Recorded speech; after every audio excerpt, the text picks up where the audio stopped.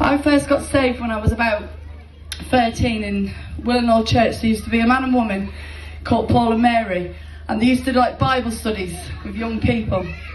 And the one day they had a piece of paper and they drawed a heart on it, and they started naming out these different sins. Have you ever told a lie?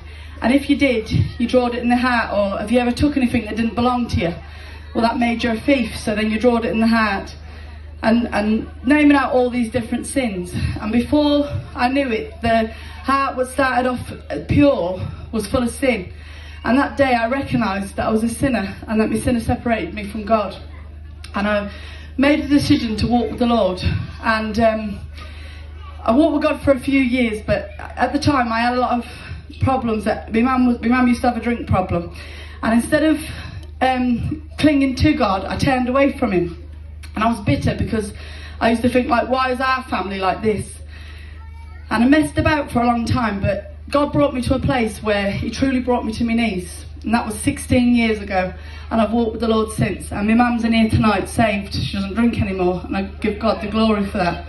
But God's changed my life so much. He's took everything he's ever took out of my life, he's replaced it with something better. And the fact that I know that if I close my eyes tonight, I'd go to heaven, that's priceless.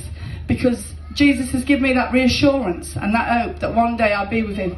And if you don't know God in here tonight, it's a serious thing, that you need to know that there's only one way to heaven, and it's through Jesus.